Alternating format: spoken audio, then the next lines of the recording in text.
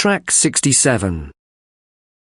You will hear a talk about the island of New Guinea and some of the people of Papua New Guinea. First, you have some time to look at questions 1 to 10.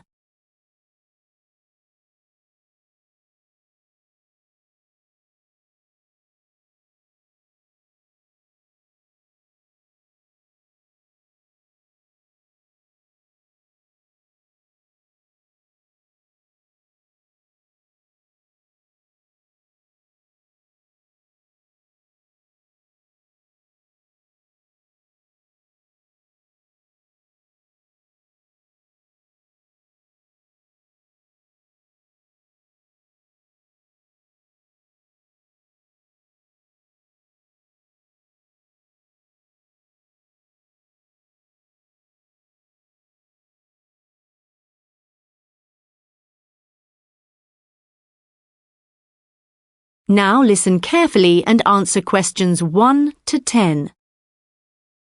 Today's talk is about the fascinating culture of New Guinea, an island divided in two politically, but with huge diversity in both parts. For those of you who don't know, New Guinea is located in Oceania, in the southwestern Pacific Ocean, north of Australia.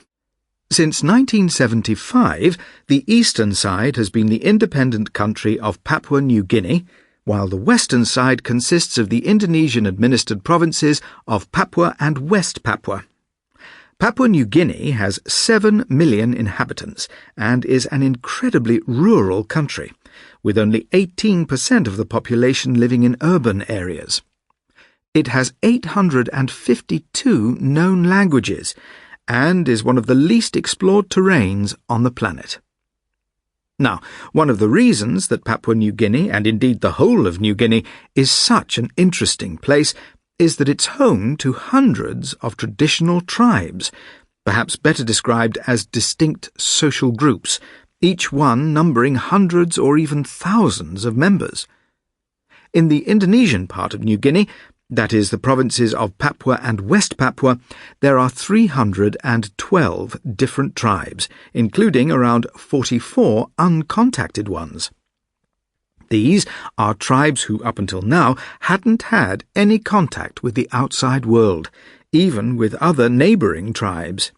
Of course, everyone is most curious to know about these tribes, but, by definition, we have little or no information on them.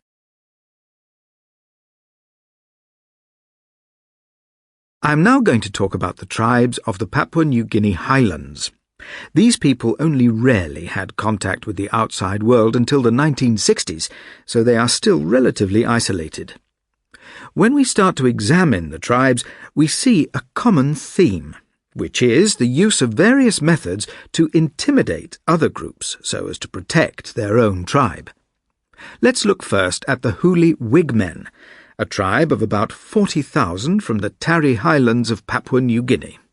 They have given their faces a very distinctive look by using yellow paint, and they wear belts made of pigtails, aprons made of leaves, and wigs, which are a sort of hat made from their own hair. This look is designed to scare off outsiders, which they also do with their bird dances, which mimic the birds of paradise that inhabit their land.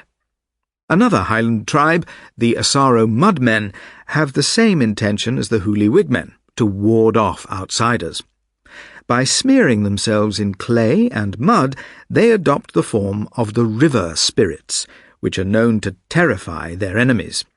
Their elaborate appearance is further supplemented with extended fingernails, and they wear terrifying masks which serve to accentuate their ferocious look. The Asaro Mudmen were discovered by the outside world less than 80 years ago, but have now become a symbol of Papua New Guinea and make an important contribution to the tourist trade. A third tribe that has become well known is the Chimbu, who live high in the mountains. The Chimbu skeleton dancers used to dance to intimidate their enemies. This tribe traditionally lived in male-female segregated houses, though they're now increasingly living in family groups. This group too now display their traditional dances not to scare off other tribes, but more to entertain tourists. An interesting event, the Mount Hagen Sing Sing, takes place every year, involving over 50 tribes. This came about due to the constant fighting between tribes, which became a serious problem for the Papua New Guinea government. So, in 1961, it came up with the idea of a cultural show, which would bring together as many tribes as possible in peace and pride in their cultural heritage. The Mount Hagen Sing Sing is a wonderful opportunity for Papua New Guinea to showcase its fascinating cultural heritage. At this event, tourists and locals alike can witness the spectacular costumes, including 6-feet-high headdresses made of flowers, shells, and feathers.